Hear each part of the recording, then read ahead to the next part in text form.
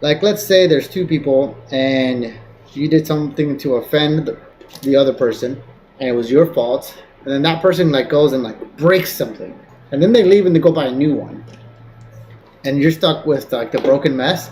I think that's kind of similar to what's happening. Where like Christine's like super happy. She left. She's gone. She's got her new place and her new her new marriage, and they're kind of left with like this kind of like awkward mess. And it would be way harder to get to like a nice stable state having to clean up this awkward mess than just kind of like shove it to the side and get a new one. And so it's like it's a bummer because that's why I think they're like sad all the time when you see them. They're sad so often. They got these like slight sad faces. But they can also never move on.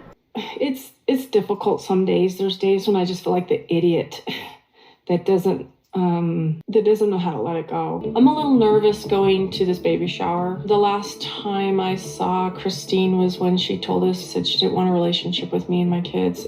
I can't speak for Kody and Christine, but I kept my distance and did not greet Christine because she told me she didn't want a relationship, and I don't want to push myself on her. I want to have any relationship that I can have, but it takes two.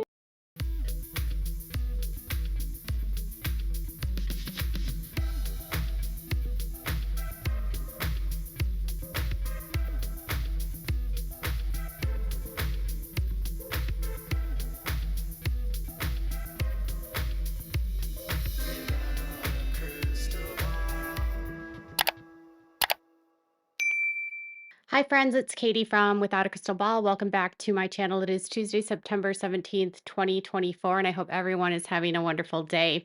Mykelti and Tony Padron, Mykelti Brown, the daughter of Kody and Christine Brown, and her husband Tony, were in on their Patreon yesterday talking about the newest episode of Sister Wives. Now, it wasn't super fascinating. I mean, they're reacting in real time, and oddly, they don't know as much as you would think they know about what's going on with Kody or with Robyn, but they did have some insight into the workings of their marriage and why things are just so bad. Yeah. And Tony further expanded about why they don't support Robyn anymore. It sounds like Tony and Mykelti have become more pro Christine, pro supporting Christine. And they had a difficult time watching Mary talk about her experience with Kody. At times, seemed uninterested or would laugh at things that she would say. Mykelti said that she didn't want to discount the experience that Mary had and minimize what she went through, but that she knows Mary in a way that most people don't, has been on a receiving end of Mary that most people have never seen. And that for her, watching Mary talk about her marriage and her part of the family is very triggering to her because of the abuse she says she experienced by Mary. Now, I don't know that she calls it abuse. I don't know what she calls it. Mary did something to her, and she's always been very, very vague. Some of the siblings have said that Mary got physical with her. Others, like Mykelti, say she doesn't remember, or if she doesn't remember, it's because maybe contractual obligations, trying to protect the show. I don't know. But they were watching the episode, and there was a lot of questions about Kody and Robyn's marriage and also what happened at the funeral. Like, why is it that they've made the decision to cut off Kody and Robyn? What happened? What went down? So when it comes to their marriage, Robyn mentioned in the episode that her relationship with Kody was basically the worst it had ever been. That Kody did not trust her and that he was looking at her kind of with a side eye because all these other women had rejected him, and so he's wondering if she's going to reject him. She's having to deal with self-sabotaging behavior on his end, and he's picking fights with her. Kody on his end basically says that he cannot sustain his supply. Basically, he feels so rejected by all the other women that it's impacted his self-esteem so greatly that he doesn't believe Robyn basically when she says that she loves him or that he's a good guy because all these other people have told him that he's a bad guy. Now, last season, if you recall, Kody had confessed to his friend Nathan that there were times when he did consider leaving Robyn completely and just starting over brand new because all of this was just too hard. All of it. Kody has to face failure, he has to face the failure of this marriage. But I also think it's deeper than that. And Tony actually did a really good explanation of this when he was describing what happened. You saw in the very beginning of this episode, Tony describing what happened, and he likened it to you're in a situation with someone and something breaks, and there's a big mess that needs to be picked up. You were involved in the mess, and so was the other person. But the other person walked away, and you're left with that mess, and you're with another person with that mess. And the two of you are the result of why that mess happened, but the other person's gone and has moved on and is happy, but you two have to figure out how to get through that mess and navigate that mess. And now your relationship is built on that mess, impacted by that mess, and your relationship instigated that mess. What I honestly think that he was saying is that Christine was able to move on and replace it. She didn't have to deal with the mess. I don't think it's that simple. Christine had to deal with the mess when it was there. And I want to be clear, Christine didn't create the mess. I think the mess is a metaphor for the mess that Kody and Robyn created. And I think what's happening is now Kody and Robyn are sad because neither one of them is capable of recognizing how their behavior caused these other people to leave. Neither one of them is willing to recognize that it was their hoarding of money and hoarding of time and their monogamy that basically pushed everyone out the door. And while everything was going well, like when everything was on the surface looking like a family, right? Like the other wives were playing along, going with the flow. They traveled with them to Flagstaff, even though when Flagstaff move happened, Janelle wasn't happy, Christine wasn't happy, Mary wasn't happy, but they all went along. Christine's daughter, Aspen, really asked, like, why are you doing this? Why are you following them there? Because I think Aspen at that point knew that Christine was unhappy. And Mary was already separated from Kody at that point, and she uprooted her life in Vegas, which she had a pretty good life. She had a pretty good, what was happening there was going well for her. And she uprooted everything and chased them to Flagstaff with the promise that Kody would start courting her again, which then never happens. But all the while this is going on, Kody and Robyn were like on a high, right? Kody was having this like perfect relationship with Robyn. They were having kids, they were buying stuff together, they were like living the high life while everyone else was miserable. And now today, it's like they are stuck recognizing and not dealing with the fact that it was the two of them and their behavior and their relationship that ultimately created the mess. So now they're stuck in a mess, neither of which has the fortitude or the mental capacity to acknowledge their role in what happened. Plural marriage, honestly, will just never work. McKelty explained these relationships, and honestly, the way she explained it was the most honest anyone in this family has ever explained it. When Kody was saying that he felt forced into this marriage with Mary, or that he, was trying to love her, the way that she described it was like I've said many times on this channel, that they never married for love. They all believed that they were doing this to be with God, and that by doing this, they would find love and fall in love, and their relationship would become loving. Because you have to remember, a lot of these relationships have been arranged or organized or coordinated by the brethren of their church. And no one can get married without the approval of the brethren. And you can't get married without the approval of a father. And you can't get married without, like, all these other people that are in command are the ones that are telling you that you have to get married.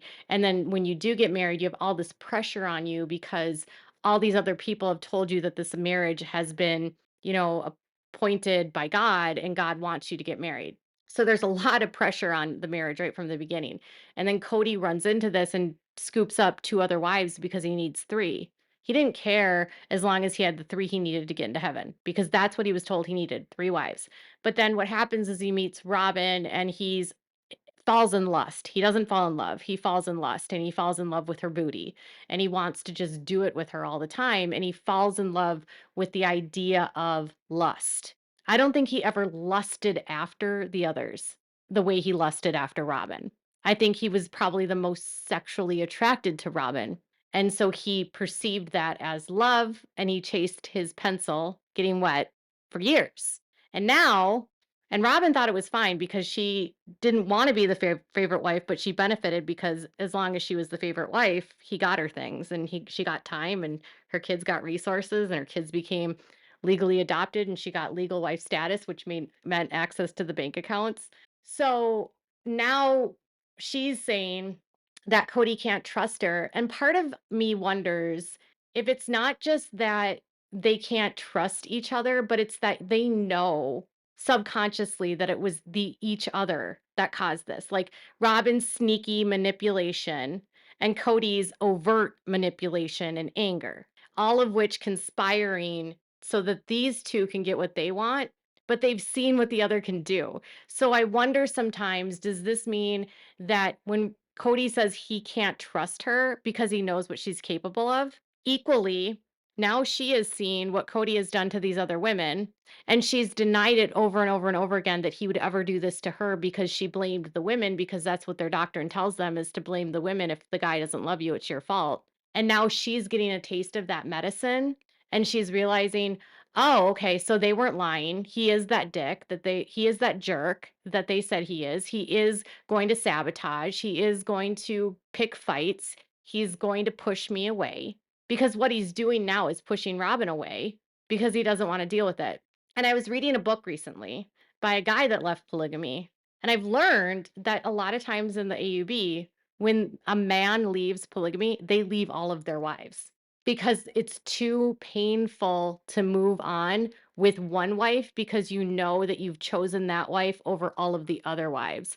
And so to leave polygamy, you have to leave polygamy. You have to leave polygamy, like leave. You have to leave your wives. You have to leave your kids. You leave. Now, some of the guys end up taking their kids with them or get their kids out of the cult. But oftentimes, these guys don't marry women in the cult. They leave all of the wives that are in the cult, leave them all. And then those wives get reabsorbed to new marriages. It happens a lot, the men abandoning all the women. So Kody had a choice. He had a choice. So when Kody says he didn't have a choice, that's not true. He could have left all of the women. The problem is I think that Kody didn't want to leave Robyn because he thought that Robyn was what he wanted. And now that he has Robyn, and he had to destroy everything to get Robyn, now he's like, oh, now I can't be with Robyn because she's the source of all of the pain and anger, and everyone blames her now. So then he's going to start blaming her because he needs to blame someone but himself. So now they can't be happy because of that. They both have seen the bad of each other, and I don't believe they're happy. Tony and McKelty both said that they often look sad and they don't look happy when they're together. Another thing I wanted to talk about in this video has to do with Robyn and Kody and this funeral. So McKelty had left a comment on her Patreon about how things that had happened in the funeral that had made it so that they no longer supported Robyn, or they've had to pull away from Robyn. Tony clarified that he didn't necessarily mean that something actually happened at the funeral, but rather that Garrison's death was a moment that could have led to healing, meaning that the bad feelings that people were having in the family could have been moved to the side. People could have made amends with one another. People could have apologized and put their pride aside and stopped pointing fingers at each other. And this is me summarizing. He didn't say all of this, but it could have, like, what I'm saying is, like, there was a lot of anger walking into this because obviously Kody's estranged from Garrison. Most of the kids hate Kody. None of them like Robyn. So it could have been an opportunity for Kody to make amends with his kids and for Robyn to make amends and basically apologize, because it was their behavior ultimately that caused so much of what happened. But instead of that happening, healing hasn't happened. And so he said that it wasn't that something happened at the funeral. It was just like this was an opportunity for healing to happen, amends to be made, and that didn't happen. And the opposite happened. So what I gather from that is losing Garrison was profound, very profound to Tony and McKelty. I mean, you have to remember, I think McKelty was only like 3 years older than Garrison, maybe 2 years older, 3 years older. But still, like, that's her little brother that she loved, even if she wasn't super close to him. And that's going to affect her. And now she's seeing her dad and her stepmom not react to that in a way and not reach out to his siblings to like console them. And then they withheld their own children from this service. So the kids in Janelle and Christine's kids and Leon have all gotten much closer. They all do a group text together, but Robyn's kids are not involved at all. Like they don't speak to them at all. Still, they're still angry, even though someone died. They're still angry. It could have been an opportunity for healing. And instead, they're still bitter and angry and they don't want to be involved. And listen, they always have this thing where it says like the phone goes both ways and the kids go both ways. I disagree when it comes to parents and children. I believe it's always the parent's responsibility to lead the relationship, even as an adult with an adult child. I believe it's a parent's responsibility to be the parent even when your child is an adult. You don't have to parent them, but you're not their friend. And it is your responsibility if you've done something wrong to your child to apologize, especially if you've neglected them or hurt them or beat them or exploited them or trafficked them. You should be apologizing to them. They don't owe anything to the parent if they've been abused. And they don't owe an explanation to the parent if they don't reach out. It's the parent's responsibility to make amends for their bad behavior that led to their child being hurt and led to their child being separated to begin with. Kody abandoned all of his kids when he met Robyn, and that was devastating for them. So it's Kody's responsibility to acknowledge that, but he can't and he won't. And Robyn's kids are still bitter and angry for whatever reason. And Robyn's still accusing Christine of saying she doesn't want to have a relationship with her kids when Christine never said that. And Robyn is still using divisive language, like pitting them against each other. Christine has a right to not have any contact with them because I wouldn't trust Robyn at all.